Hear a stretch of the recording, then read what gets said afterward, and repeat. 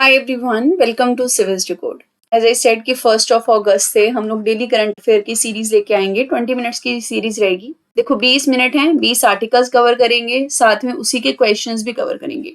अब आपको लग रहा होगा इतनी जल्दी सब कुछ कैसे हो जाएगा। सो ट्रस्ट मी, हो जाएगा। जब आप एक ये सेशन अटेंड करोगे देन यू विल रियलाइज कि करंट अफेयर जो है वो कैसे हम कर सकते हैं, क्विकली भी कर सकते हैं और इलेबोरेटेड मैनर में भी कर सकते हैं। ठीक है, तो हम ऐसे नहीं करेंगे कि सीधा सीधा आपको आर्टिकल बता दिया, थोड़ा सा जहां पे रेफरेंस है आर्टिकल का वो भी मैं आपको दिखाऊंगी। जैसे आईएनएस निपुण जो है इसको इंडक्ट कर लिया गया है, इसके रिलेटेड आर्टिकल जो है वो ऑलरेडी पीआईबी के अंदर दिया हुआ है। So you can see here delivery of the second indigenous diving support vessel निपुण। ठीक है, इसी पीआईबी के आर्टिकल में बताया गया है कि इसको हिंदुस्तान शिपयार्ड लिमिटेड ने बनाया और इसको विशाखापट्टनम में डिलीवर किया गया है। तो इसलिए ये आर्टिकल हमें पढ़ना पड़ेगा। ठीक है, तो चलो कर लेते हैं। इंडियन नेवी ने आईएनएस निपुण को इंडक्ट किया है। ये एक second indigenous diving support vessel है। इसका क्या मतलब होता है? देखो, मेक इन इंडिया है, डाइविंग सपोर्ट वेसल है, मतलब गोताखोर होते हैं ना, जैसे ऐसे ही ये वेसल है जिसमें मतलब जो अगर सबमरीन हमारी डैमेज हो रही है नीचे, उसको सपोर्ट करना है, कोई रेस्क्यू ऑपरेशन कंडक्ट करना है, तो ये उसके काम आएगा। ठीक है, और इसको हिंदुस्तान शिपयार्ड लिमिटेड ने बनाया है, विशाखापट्टनम में इसको डिलीवर कर दिया गया है। अब ये तो सेकंड हुआ ना इंडिजिनस डाइविंग सपोर्ट वेसल, तो पहला वाला कौन सा था? जो पहला वाला था उसका नाम था निस्तार। ठीक है, तो सेकंड वाले का नाम जो है वो भी एन से है, निपुण। ये ना सेम जैसे नाम ही लेते हैं हमेशा, जैसे एनआई से स्टार्ट होने वाले नाम आपको आगे भी नजर आएंगे, ताकि कंफ्यूजन ना हो पढ़ने वालों को भी और वैसे भी जब इंडक्ट हो रहे हैं उस चीज में भी। तो this is the second DSP जो हिंदुस्तान शिपयार्ड लिमिटेड ने बनाया है। निपुण का मतलब क्या होता है? अगर हम नॉर्मली देखें, जो बहुत कैपेबल है, बहुत ज्यादा वेल वर्स्ड है, उसको निपुण बोलते हैं। अब इसमें 75% इंडिजिनस कंटेंट है, which means it is made in India. इसको Indian register of shipping standards के हिसाब से बनाया गया है। नाउ द फीचर्स और ऑब्जेक्टिव्स। सबसे पहले तो डीप सी में सेचुरेशन में डाइविंग करने की कैपेसिटी है इसमें, मैरीटाइम रेस्क्यू कर सकता है, डायनामिक तरीके से कहीं पे भी पोजीशन ले लेगा, सबमरीन को अगर रेस्क्यू करना है उसकी मशीनरी इसमें है, डीप सी के इंटरवेंशन की डिफरेंट टूल्स है इसके अंदर। सो वी कैन से कि अगर डीप लेवल में समुद्र के अंदर सबमर्जेंस रेस्क्यू वेसल अगर कोई है आज के टाइम पे, तो दिस इज द मदरशिप। ठीक है, मतलब ये सबमरीन इमरजेंसी के टाइम पे एक डीप सबमर्जेंस रेस्क्यू वेसल के तौर पे काम करेगा और मदरशिप की तरह बिहेव करेगा, सबको बचा के ले आएगा। ठीक है, so it was delivered at Visakhapatnam, which is of course in the Andhra Pradesh. Okay, so next article है इन स्पेस की री एंट्री गाइडलाइंस के बारे में। सो what is in space first of all, और ये आर्टिकल भी आपका news में है, you can see here PIB ने इसको कवर किया है। Let me show you. एक सेकेंड, निकाला तो था मैंने, यहाँ ये रहा। हिंदू में, द हिंदू में ये कवर हुआ है। पीआईबी भी इसको कवर किया है हमने, द हिंदू के न्यूज़पेपर का ये उठाया है यहाँ से। So you can see here कि यहाँ पे इन स्पेस की री एंट्री गाइडलाइंस जो है वो नई गाइडलाइंस जो है वो जारी हुई हैं। री एंट्री का मतलब होता है कि स्पेस में जाने के बाद वापस जो चीज एंटर करती है। ठीक है, तो ये पूरा आर्टिकल है, let us see the detail.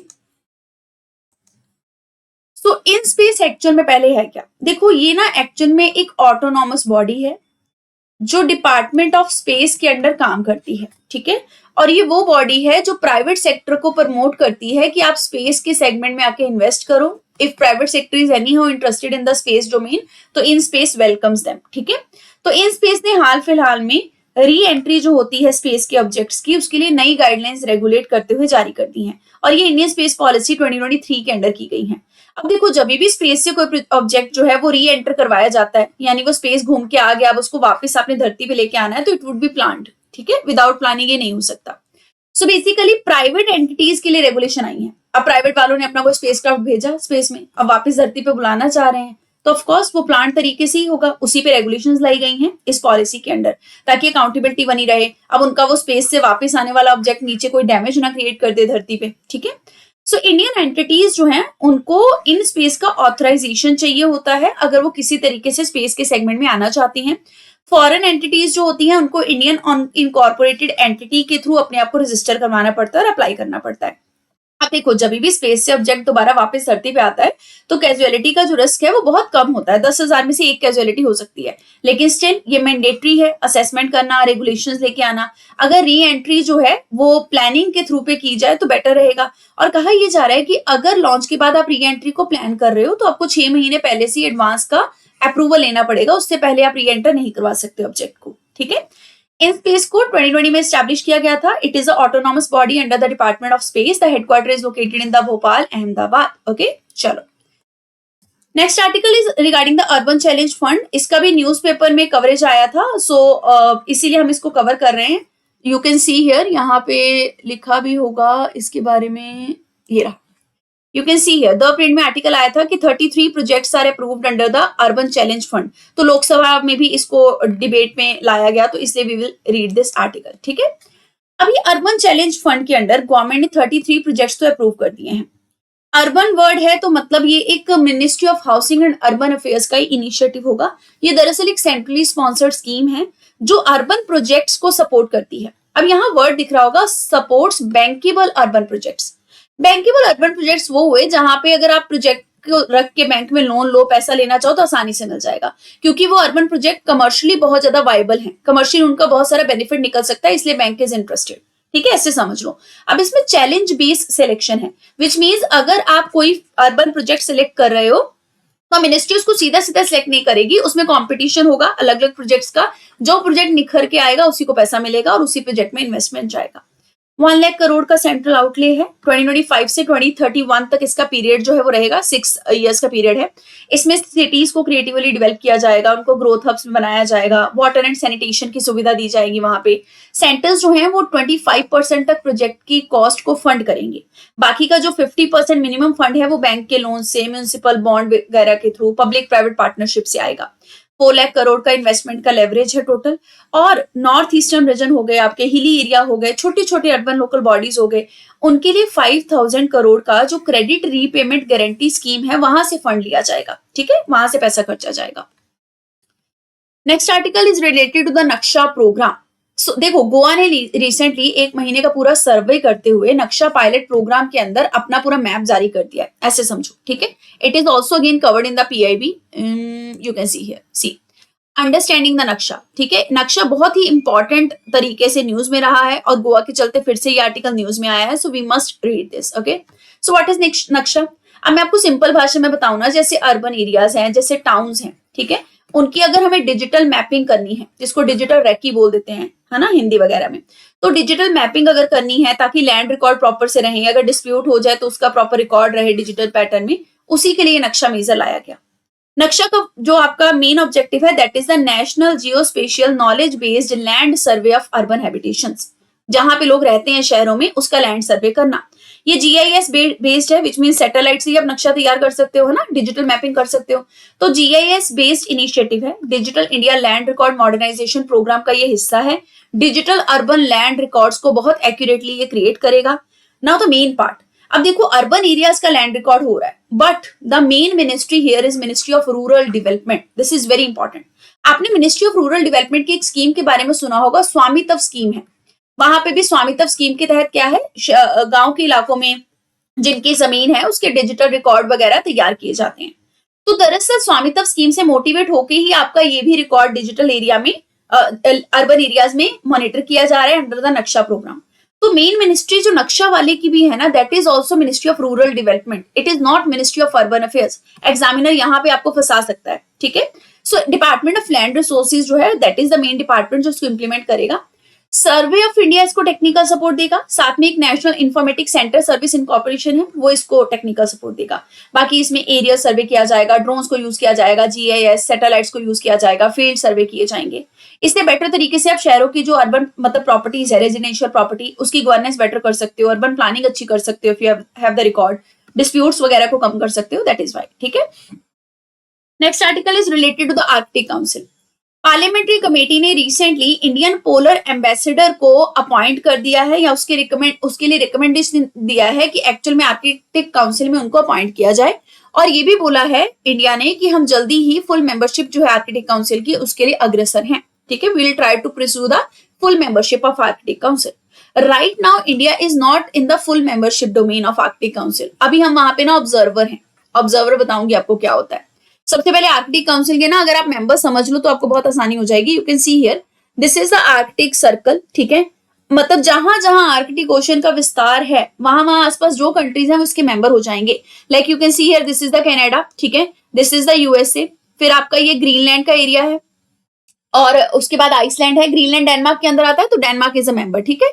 फिर स्वीडन, नॉर्वे, फिनलैंड हो गया, इस साइड पे रशिया हो गया। Okay, now will read the article. देखो, आर्कटिक काउंसिल को 1996 में बनाया गया था, ओटावा डिक्लेरेशन के अंडर बनाया गया था। Ottawa is a place in the Canada. Okay, this is inter governmental forum, ये कोई ट्रीटी ऑर्गेनाइजेशन नहीं है, ये ध्यान रखना है, ठीक है। ये एक डिफरेंट गवर्नमेंट्स की आपस में की गई एक फोरम है, कॉन्फ्रेंस है, जहां पे कंसेंसस की बेसिस पे डिसीजन लिए जाते हैं। दे ट्राई टू डिस्कस कि कैसे आर्कटिक काउंसिल में, आर्कटिक रीजन में सस्टेनेबल डेवलपमेंट कर सकते हैं, एनवायरमेंट प्रोटेक्ट कर सकते हैं, साइंटिफिक कोऑपरेशन कर सकते हैं। तो 8 मेंबर्स मैंने आपको दिखा दिए वहां पे, Canada, Denmark, Finland, Iceland, Norway, Sweden, Russia and USA. इसमें कुछ 6 परमानेंट पार्टिसिपेंट्स भी हैं, जहां पे आर्कटिक कम्युनिटीज जो है इंडिजिनस वो रहती हैं और वो उनको रिप्रेजेंट करती हैं। अब देखो, कुछ इसमें ऑब्जर्वर स्टेटस है, कंट्रीज जिसमें इंडिया एक है, ठीक है। ऑब्जर्वर स्टेटस जो है वो नॉन आर्कटिक स्टेट्स को दिया जाता है और ऑर्गेनाइजेशंस को दिया जाता है। इंडिया इसका ऑब्जर्वर बना 2013 में। इंडिया के अलावा China is also observer, France is also observer, Japan is also observer, ठीक है। ऑब्जर्वर कंट्रीज के पास ना दरअसल कोई डिसीजन मेकिंग की पावर नहीं होती, और ना ही वो काउंसिल की अगुवाई के बिना या काउंसिल के कहे के बिना कोई आर्कटिक रिसर्च इंडिपेंडेंट मैनर में वहां पे कर सकते हैं। That is why observer status जो है वो थोड़ा सा रिस्ट्रिक्शन भी क्रिएट करता है। ओके, चलो, next article is regarding the alanine amino transferase. Union health ministry ने रिसेंटली एलेनिन एमिनो ट्रांसफरेज के लेवल को लेकर एक एडवाइजरी जारी करी है, और ये बोला है कि इसको रेगुलरली बॉडी में मॉनिटर करने से लीवर इंजरी को अर्ली डिटेक्ट किया जा सकता है। मतलब ऐसे समझो, अगर लीवर में कुछ खराबी हुई है तो ये जो आपका ALT है ना, ये ब्लड स्ट्रीम के अंदर आ जाता है, जिसके चलते पता लग जाता है कि लीवर में कुछ खराबी है, ठीक है। सो दैट इज वाई ये आर्टिकल आपको यहाँ पे दिख रहा होगा। देखो, बहुत सारे आर्टिकल्स अभी तो पढ़ने वाले। यहाँ पे ALT का आर्टिकल ये रहा, you can see here. The Hindu ने इसको कवर किया है। एलेनिन एमिनो ट्रांसफरेज का जो लेवल है वो लीवर की हेल्थ को कैसे एक्सप्लेन कर सकता है, ये ही हम पढ़ेंगे यहाँ पे। So basically ALT, alanine amino transferase, इसको ना सीरम ग्लूटामिक पुरुविक ट्रांसमेनेज भी बोला जाता है। दिस इज एन एंजाइम जो एक्चुअल में लीवर में मिलता है, और ये छोटी छोटी अमाउंट में किडनीज, हार्ट्स और मसल्स में भी मिलता है। ये हमारी बॉडी के अंदर एमिनो एसिड के मेटाबॉलिज्म को मेंटेन करता है। अब जैसे लीवर डैमेज होता है तो ALT जो है वो ब्लड स्ट्रीम के अंदर लीक हो जाता है। जैसे ही लीक होता है तो पता लग जाता है कि लीवर इंजरी हुई है, इन्फेक्शन हुई है लीवर में, या फिर इन्फ्लेमेशन हुआ है। लेकिन सीधा सीधा एक इसी से आप लीवर डिजीज का पता नहीं लगा सकते, बाद में कुछ और भी टेस्ट करने होते हैं। लीवर फंक्शन टेस्ट, जिसको LFT कहते हैं, यूसी का एक पार्ट है। ब्लड टेस्ट से इसको मेजर किया जा सकता है और पेशेंट की कंडीशन आपको पता लग सकती है, फिर आप पेशेंट को पूरे लीवर टेस्ट के लिए बोल सकते हो। ओके, चलो। Then KH-101 missile is in the news. देखो, ये ना एक रशियन मिसाइल है। इस मिसाइल को ईस्टर्न पोलैंड में देखा गया है। अब क्या रशिया पोलैंड पे भी अटैक कर रहा है? तो क्वेश्चन इज, है ना, द न्यू क्वेश्चन अराइज। तो एक्चुअल में रशियन KH-101 क्रूज मिसाइल जो है वो ईस्टर्न पोलैंड में लैंड करी है, जिसके चलते जो नेटो है उसके कान खड़े हो गए हैं। What is this NATO? North Atlantic treaty Organisation, ठीक है। अब ये नॉर्थ एटलांटिक ट्रीटी ऑर्गेनाइजेशन में एक्चुअल में आप ऐसा समझो कि US is the main body, ठीक है। यूएस ही है जो सब कुछ एक तरीके से करनी धरनी में है इसमें। तो यूक्रेन का जो लफड़ा हुआ है रशिया के साथ, वो भी नेटो को लेके हुआ था कि यूक्रेन नेटो को ज्वाइन करने वाला था कि नहीं करने वाला था। तो नेटो का ना एक आर्टिकल है, आर्टिकल 5 उसको बोलते हैं, सेक्शन 5 भी बोल सकते हो आप उसको। अब उसमें साफ ये लिखा है कि नेटो के एक भी मेंबर पे अगर अटैक किया गया तो इस आर्टिकल 5 के अंदर ये माना जाएगा कि सारे के सारे मेंबर्स पे अटैक हुआ है, तो वो एक साथ आ जाएंगे। तो अगर पोलैंड पे अटैक हुआ है, Poland being the member of NATO, तो क्या ये एक इश्यू जनरेट कर सकता है? नेटो और रशिया के बीच में एक नया इशू आ सकता है क्या? That is why the article is in the news, ठीक है। सो आई विल शो यू कहाँ पे ये आर्टिकल कवर हुआ है। हाँ, you can see here, Russian missile जो है उसने पोलैंड के अंदर एक स्पाइक रिलीज कर दिया, एक अलार्म रिलीज कर दिया है, जिसके चलते पूरा आर्टिकल जो है वो हमें करना पड़ेगा, ठीक है। तो पहली चीज तो ध्यान रखेंगे कि KH-101 मिसाइल जो है ये रशिया की मिसाइल है। नेटो इसको क्या बोलता है? नेटो कहता है ये AS-238 कोर्डियक मिसाइल है। तो दिस इज रशियन मिसाइल। इसमें स्टेल्थ प्रॉपर्टी है, मतलब इसको कोई ढूंढ नहीं सकता, आराम से कवर है इसका प्रॉपर तरीके से, मतलब छुपी रहती है। एयर लॉन्च्ड है, लॉन्ग रेंज है, सब सोनिक क्रूज मिसाइल है, साउंड की स्पीड से कम स्पीड में ट्रेवल करती है। Tactical missile armament corporation which is of Russia, उन्होंने इसको डेवलप किया है। अब अलग अलग प्लेटफॉर्म से इसको लॉन्च किया जा सकता है। TU वर्ड से बस ये ध्यान रख लेना कि TU माने रशिया से रिलेटेड है, ठीक है, उन्हीं के प्लेटफॉर्म है ये।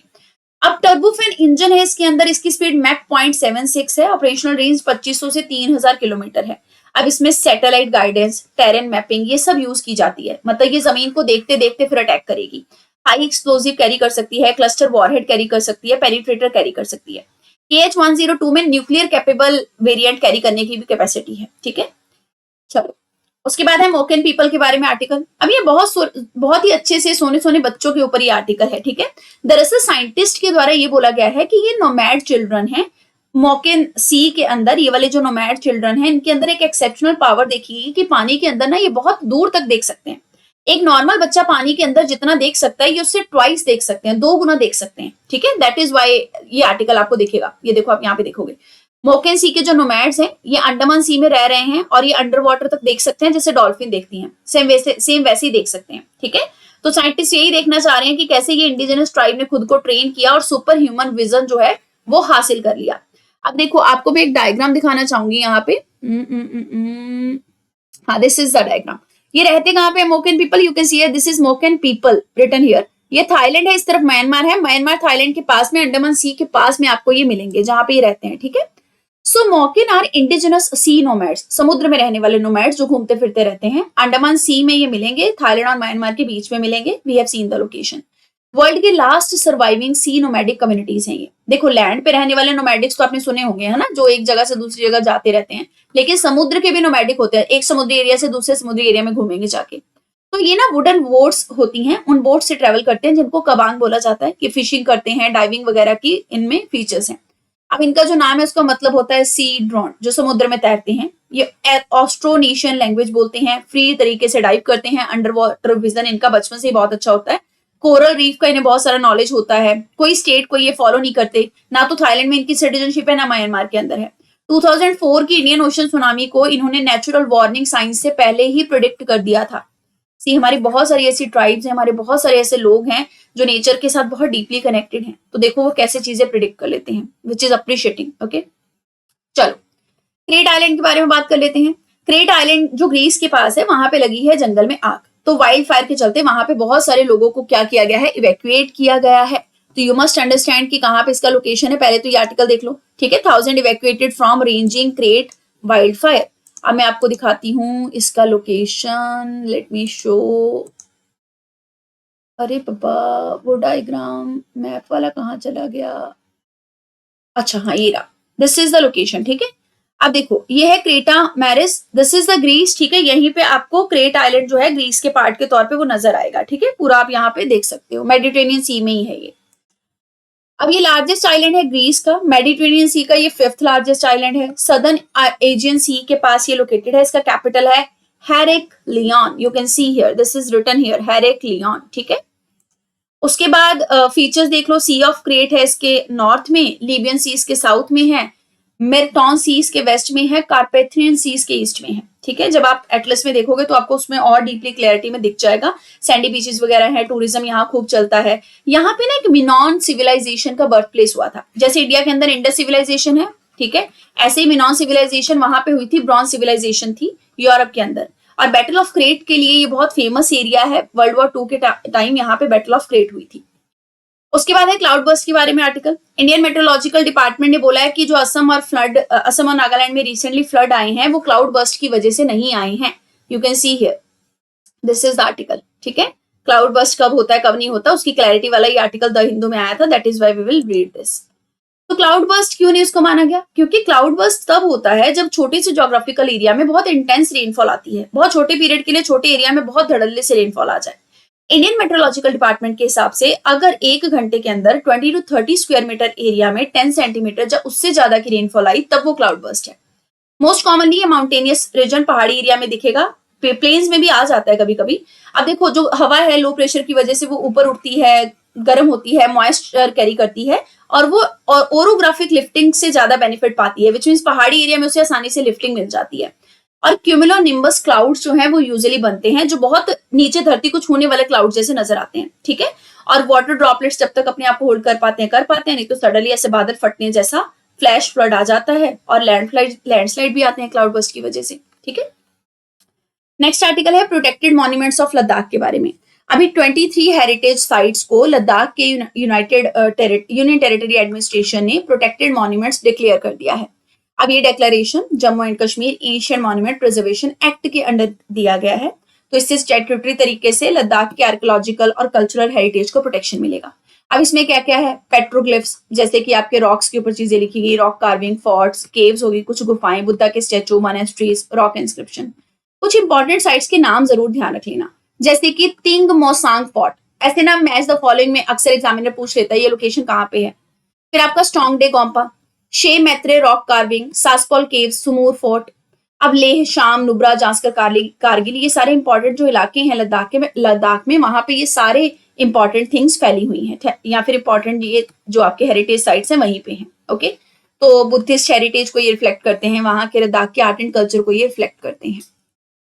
मैरीटाइम डिफेंस अलायंस की बात करेंगे। सऊदी अरेबिया ने 13 अलग अलग कंट्रीज के साथ मिलकर multinational maritime defence alliance announce किया है। ठीक है, ये इसे अलायंस अनाउंस किया गया है ताकि वेस्ट एशिया का जो रीजन है, वहां का जो वाटर एरिया है, जहां अक्सर चौक पॉइंट बन जाते हैं, जगह रोक ली जाती है, जैसे स्ट्रेट ऑफ हॉर्मुज का क्लैश हुआ था, तो उन सबको हम रोक सकें और मैरीटाइम सिक्योरिटी को प्रमोट कर सकें, उसके लिए अलायंस है।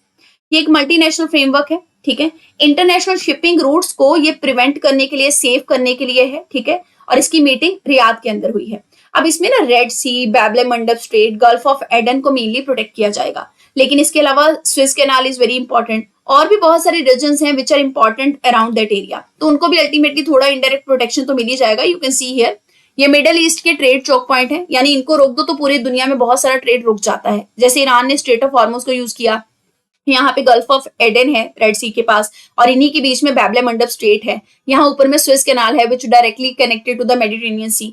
तो ये बहुत इंपॉर्टेंट क्रूशियल ट्रेड पॉइंट्स हैं, जिनको चोक पॉइंट भी बोला जा सकता है ट्रेड के। ठीक है, और एक बार रोक दिया, इनका गला घोट दिया तो व्यापार रुक जाता है। सो यहाँ पे रेड सी, बैबले मंडप और गल्फ ऑफ एडन, सिर्फ इसी को कवर किया जा रहा है, ये ध्यान रखना है, सिर्फ इस रीजन को कवर किया जा रहा है। ठीक है, ये वाला जो है। तो ऑब्जेक्टिव क्या है? ट्रेड रूट्स को सिक्योर करना, फ्रीडम ऑफ नेविगेशन प्रमोट करना। तो जो भी आपके सऊदी अरेबिया, खास करके जो आपके अरेबियन पेनिसुला के कंट्रीज हैं, वो इसका पार्ट है।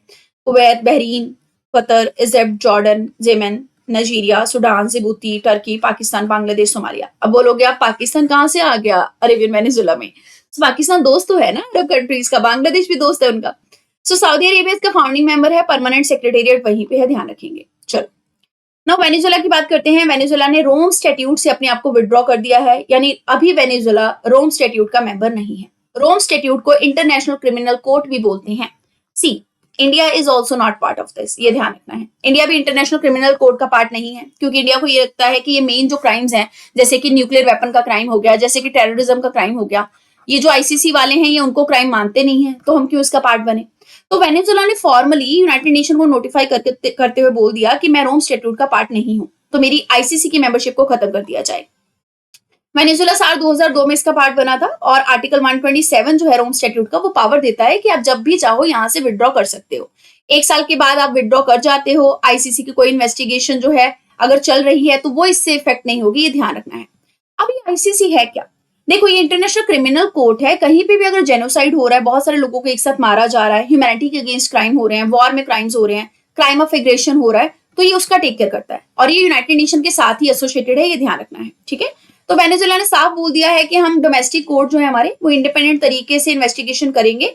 हमें नहीं चाहिए कि आईसीसी हमारे ऊपर इन्वेस्टिगेशन करे या हमारी चीजों को देखे, क्योंकि वो हमारे लेजिस्लेचर को या फिर हमारे बनाए हुए लेजिस्लेटिव प्रोसेस को फिर वो करते हैं, ओवरटेक करने की कोशिश करते हैं। ठीक है, चलो, अगला आर्टिकल है नेशनल स्किल डेवलपमेंट काउंसिल और एवीपीएल इंटरनेशनल कंपनी के बारे में। तो दोनों ने मिलकर पार्टनरशिप करी है, जिसके चलते ड्रोन टेक्नोलॉजी में 350 एडवांस स्किल सेंटर खोले जाएंगे, ताकि ड्रोन टेक्नोलॉजी सिखाई जा सके जिनको सीखनी है। तो इसमें स्किल्ड ड्रोन वर्कफोर्स हमारे लिए तैयार हो जाएगी। 3 साल के लिए सेंटर काम करेंगे। अब पहला फेज में 75 सेंटर ऑफ एक्सीलेंस ओपन किए जाएंगे, जिसमें ड्रोन की पायलटिंग, ड्रोन कैसे बनाया जाता है, डाटा एनालिटिक्स, एंटरप्रेन्योरशिप, मेंटेनेंस कैसे होती है उसकी, ये सारी ट्रेनिंग दी जाएगी। एनएसडीसी जो है, नेशनल स्किल डेवलपमेंट कॉर्पोरेशन, वो इसमें को इन्वेस्ट करेगी। एवीपीएल कंपनी जो है वो मेन इंफ्रास्ट्रक्चर मैनेज करेगी। हमारी जो नई एजुकेशन पॉलिसी है ये उससे भी मिलता जुलता है, उसको भी सपोर्ट करेगा। स्किल इंडिया, डिजिटल इंडिया, आत्मनिर्भर भारत, विकसित भारत, सबको ये चीज सपोर्ट करेगी। ठीक है, नेक्स्ट आर्टिकल आईआईटी गांधीनगर और Indian artificial intelligence research organisation की कोलैबोरेशन के ऊपर है। इन्होंने रिसेंटली एक मेमोरेंडम ऑफ अंडरस्टैंडिंग साइन किया है, ताकि एआई के ऊपर रिसर्च वगैरह थोड़ी ज्यादा मजबूत की जा सके, इनोवेशन प्रमोट किया जा सके। ज्वाइंट रिसर्च पे ही फोकस करेंगे, कोलैबोरेटिव तरीके से रिसर्च का ग्रांट देंगे, फैकल्टीज एक्सचेंज करना, पीएचडी सुपरविजन करना, नए नए इंटर्नशिप और लेक्चर देना। ठीक है, एआई के ऊपर ये सारी बातें होंगी, सेमिनार्स होंगे। अब ये जो आपका IAIRO है, ये एक non profit SPV special purpose vehicle है जो गिफ्ट सिटी गुजरात में 2026 में स्टैब्लिश हुआ था। देखो जो गिफ्ट सिटी है वो हमारी इंटरनेशनल फाइनेंशियल सिटी भी है एक तरीके से, और ये हमारा एक स्पेशल इकोनॉमिक जोन भी है। मतलब ऐसा समझ लो कि गुजरात के गिफ्ट सिटी के अंदर या गांधीनगर में ये लोकेटेड है, गांधीनगर के अंदर जो भी गिफ्ट सिटी में चीजें लोकेटेड है उनको फॉरेन जैसे ट्रीट किया जाता है, सुविधा दी जाती है। ठीक है, चलो देन है इंडिया की ग्लोबल कॉम्पिटेटिवनेस रिफॉर्म रैंकिंग के बारे में आर्टिकल। ये रिपोर्ट कॉम्पिटिव फाउंडेशन ने रिलीज करी है और उन्होंने बोला है कि इंडिया कॉम्पिटेटिवनेस में बहुत अच्छा कर रहा है। देखो किसी भी फाउंडेशन की रिपोर्ट तो एग्जामिनर नहीं पूछेगा, बट अगर आप यूपीएससी का पेपर देखो और कुछ स्टेट पीएससी के पेपर उठा के देखो ना, तो कभी कभी कई न्यूज ऐसी होती हैं जो हमें एक्सपेक्टेड नहीं होती, वो पूछ लेते हैं। इसलिए वी डू नॉट वांट कि अगर 2-3 न्यूज आर्टिकल 2-3 न्यूज़पेपर ने उसे कवर किया तो हम उसे मिस कर दें। ठीक है, तो India's next growth frontier report का नाम है। 2010 से 2023 के बीच में ये ग्रोथ फ्रंटियर को कॉम्पिटिटिवनेस को चेक करती है। इसमें मार्केट डिस्टॉर्शन परफॉर्मेंस इंडेक्स को यूज करके रिपोर्ट निकाली गई है। इंडिया का रैंक 2010 में 82 था, अब 2023 में 57 है। ठीक है, प्रॉपर्टी राइट्स आपके यहाँ कैसे हैं, डोमेस्टिक कॉम्पिटिशन कैसा है, इंटरनेशनल कॉम्पिटिशन कैसा है, इनके बेसिस पे रिपोर्ट असेसमेंट करती है। फिर उसके अलावा कौन से रिफॉर्म्स हैं जिससे इंप्रूवमेंट हुआ है इंडिया का, जीएसटी आया, इंसॉल्वेंसी बैंक्रप्सी कोड आया है, रेगुलेटरी रिफॉर्म्स आए हैं, हमारा कस्टम जो फील्ड है वो उसमें इलेक्ट्रॉनिक गेटवे बन चुके हैं, डायरेक्ट पोर्ट डिलीवरी का मैकेनिज्म है, सिंगल विंडो मैकेनिज्म है ट्रेड फैसिलिटेट करने के लिए। ये सारी चीजों ने हमें बेनिफिट दिया है। ओके, चलो नेक्स्ट है world day against trafficking in person 2026। अब देखो ये एक इंपॉर्टेंट डे है जो 30th जुलाई को ऑब्जर्व किया जाता है। ठीक है, और इसका मेन ऑब्जेक्टिव है ह्यूमन ट्रैफिकिंग को लेके अवेयरनेस क्रिएट करना। यूनाइटेड नेशन इसको एनुअली ऑब्जर्व करती है। तो यूएन के जो भी इंपॉर्टेंट डेज है ना उनको तो प्लीज आप पढ़ ही लीजिएगा, बिकॉज दैट इज इंपॉर्टेंट, पूछे जाते हैं, ताकि ट्रैफिकिंग रोकी जा सके, अवेयरनेस प्रमोट किया जा सके, उस सब के लिए ये डे ऑब्जर्व किया जाता है। इसका 2026 का थीम क्या है, trapped behind the scam. Trafficking तभी होती है जब आप स्कैम में फंस जाते हो। ठीक है, 2013 दिसंबर के अंदर यूनाइटेड नेशन जनरल असेंबली ने इसको डिक्लेयर किया था। पहली बार 2014 में ये डे ऑब्जर्व किया गया। नेक्स्ट है वर्ल्ड रेंजर डे 2026। ये 31 जुलाई को ऑब्जर्व किया जाता है। देखो हमारे वर्ल्ड के जो नेचुरल और कल्चरल हेरिटेज हैं, जैसे नेचुरल पार्क्स हैं, हमारे सेंचुरीज हैं, उन सबको प्रोटेक्ट कौन करता है, रेंजर्स प्रोटेक्ट करते हैं। इनको आप ना पार्क सोल्जर भी बोल सकते हो, जो पार्क के अंदर सोल्जर्स होते हैं जिनके पास गन वगैरह होती है। ठीक है, तो उन्हीं को ऑनर करने के लिए 31 जुलाई को ये ऑब्जर्व किया जाता है। हर साल ऑब्जर्व किया जाता है क्योंकि बहुत सारे रेंजर्स कई बार कंजर्वेशन एफर्ट्स के दौरान ही इंजर्ड हो जाते हैं, मारे जाते हैं। 2026 का थीम है rangers guardian of changing planet. International ranger federation ने थिन ग्रीन फाउंडेशन के साथ मिलकर इस डे को ऑब्जर्व करना स्टार्ट किया था। 2007 में पहली बार ऑब्जर्व हुआ था। अब देखो पहली बार जब हुआ था ना तो उस टाइम पे वरुंगा नेशनल पार्क है डेमोक्रेटिक रिपब्लिक ऑफ कॉन्गो के अंदर, वहां पर 8 रेंजर्स थे, उनको ऑनर किया गया था क्योंकि उनकी डेथ हो गई थी वहां पे पार्क के अंदर। ये जो DRC है, it is a country in the Africa continent. Okay, next जो आपकी न्यूज है that is regarding the Ajinkya Rahane. ये इंटरनेशनल क्रिकेट से रिटायर हो चुके हैं। पर्सनैलिटी न्यूज का ही एक आर्टिकल है जो आया था, तो ध्यान रखेंगे, बस क्रिकेटर थे, 12 साल का इनका करियर था और इन्होंने 2015 में वर्ल्ड कप खेला था क्रिकेट का। चलो जी, आर्टिकल्स डन हो गए। अब एमसीक्यू देख लेते हैं। INS निपुण का ही पहला एमसीक्यू है, आपको बताना है कि कौन सी स्टेटमेंट इसमें से करेक्ट है। पहली स्टेटमेंट है ये एक फर्स्ट डाइविंग सपोर्ट वेसल है जो इंडिया में बनाया गया है। This is not the first, this is the second. पहला वाला निस्तार था। ये मदरशिप है डीप सबमर्जेंस रेस्क्यू वेसल की, बिल्कुल है। Indian register of shipping standard को इसने फॉलो किया है, बिल्कुल किया है। तो 2 and 3 would be the right answer. ठीक है, बी इसका करेक्ट आंसर हो जाएगा। नेक्स्ट है in space re entry guidelines के ऊपर क्वेश्चन, आपको बताना है कौन सा करेक्ट है इसमें से स्टेटमेंट। पहली चीज है फॉरेन एंटिटीज को डायरेक्टली ऑथराइजेशन लेना पड़ता है इन स्पेस से। इन स्पेस से डायरेक्टली नहीं लेना पड़ता है, वो एक अलग अथॉरिटी से जाके लेते हैं, डोमेस्टिक वाले इनसे लेते हैं अथॉरिटी। उसके बाद प्लांट तरीके से री एंट्री जो है वो जरूरी होती है ताकि कैजुअलिटी का रिस्क पहले से असेस किया जा सके। गाइडलाइंस को इस पॉलिसी के अंडर जारी किया गया है, 2023 की पॉलिसी के अंडर, बिल्कुल सही है। 2 and 3 would be the right answer, B. Next आपका थर्ड क्वेश्चन है, वो बोलता है कि इनमें से कौन सा ऐसा प्रोजेक्ट है जो अर्बन चैलेंज फंड का हिस्सा नहीं बनेगा, not one of the project vertical under urban challenge fund. पहला है water sanitation, creative development, climate resilient agriculture, cities at growth hub. अगर आपको याद हो तो इसका आंसर है क्लाइमेट रेजिलिएंट एग्रीकल्चर। एग्रीकल्चर कहाँ शहरों में करोगे आके, है ना, सी हो जाएगा। क्वेश्चन है नक्शा प्रोग्राम के ऊपर। नक्शा प्रोग्राम प्राइमरी किस चीज का ऑब्जेक्टिव सेट करता है, देखो ये अर्बन लैंड के पार्सल वगैरह तैयार करता है, GIS बेस्ड मैपिंग करता है उसकी, तो B would be the right answer. Fifth question है एनएचडीसी और एवीपीएल के इनिशिएटिव के बारे में पूछा जा रहा है आपसे कि इनमें से कितनी स्टेटमेंट करेक्ट है। पहली स्टेटमेंट है कि ये advance skill centre across the India setup करेंगे। सेकंड है इसमें जीआईएस और आर्टिफिशियल इंटेलिजेंस की भी ट्रेनिंग दी जाएगी। थर्ड है नेशनल क्रेडिट फ्रेमवर्क के साथ ये अलाइन है। तो इसका आंसर हो जाएगा सी। तीनों ही स्टेटमेंट करेक्ट है और ड्रोन वगैरह पे, एआई पे ये चीजें सिखाएंगे। उसके बाद है कि इंडियाज नेक्स्ट ग्रोथ फ्रंटियर, ये जो रिपोर्ट है ये एक्चुअल में कौन से इंडेक्स के रिफॉर्म्स को इवेल्युएट करते हुए आई है। हमने देखा था मार्केट डिस्टॉर्शन परफॉर्मेंस इंडेक्स, है ना। ये रिपोर्ट में इसी इंडेक्स का सहारा लिया गया है। B would be the answer. Question तो बहुत आसान आसान से लग रहे होंगे अगर आपने अच्छे से करंट अफेयर सुन लिया होगा। आर्कटिक काउंसिल के बारे में पूछा जा रहा है, कौन सी स्टेटमेंट करेक्ट है। ये ट्रीटी बेस्ड इंटरनेशनल ऑर्गेनाइजेशन है। मैंने आपको स्पेशली बताया था नॉट ट्रीटी बेस्ड, नहीं है ये treaty based, inter governmental forum है। इंडिया इसमें ऑब्जर्वर है, बिल्कुल है। डिसीजन कंसेंसस से होता है, बिल्कुल होता है। तो answer would be 2 and 3 which means A would be the right answer. Next question है एलेनिन एमिनो ट्रांसफेरेज किस चीज से रिलेटेड है। ALT is related to the liver. अगर लीवर में कुछ डैमेज होता है तो ये तुरंत ब्लड स्ट्रीम में भी आ जाता है। B would be the answer. उसके बाद है कि इनमें से कौन सा करेक्टली मैच है। KH-101 कौन सी मिसाइल है बेसिकली पूछा जा रहा है। देखो हमने देखा था ये एक एयर लॉन्च्ड मिसाइल है, एयर लॉन्च क्रूज मिसाइल, सब सोनिक स्पीड पे ट्रेवल करती है, बैलिस्टिक नहीं है, सरफेस टू एयर नहीं है। तो B would be the right answer. उसके बाद है मोकेन के बारे में क्वेश्चन कि मोकेन जो है वो अंडर वाटर बहुत दूर तक देख सकते हैं। मेनली कैसे वो ये चीज पाए हैं, कैसे वो देख सकते हैं ये चीज। तो देखो धीरे धीरे बचपन से ही एडेप्टेशन हुआ उनका, है ना। तो बचपन से मैरीन लाइफ में रहते रहते प्रोलॉन्ग एडेप्टेशन के चलते वो बहुत दूर तक देख सकते हैं, अंडमान सी में ये रहते हैं। देन क्रेटे के बारे में क्वेश्चन है, कौन सी स्टेटमेंट करेक्टली इसको डिस्क्राइब कर रही है। तो है क्या ये Crete. Crete is a largest island of Greece, Greece का सबसे बड़ा आइलैंड है, मेडिटेरेनियन सी में लोकेटेड है। B would be the answer. उसके बाद है IMD की डेफिनेशन के हिसाब से क्लाउड बर्स्ट जो है वो कब माना जाता है। क्लाउड बर्स्ट का मतलब क्या होता है, शॉर्ट ड्यूरेशन में बहुत छोटे एरिया में इंटेंस रेनफॉल हो जाना। B would be the answer.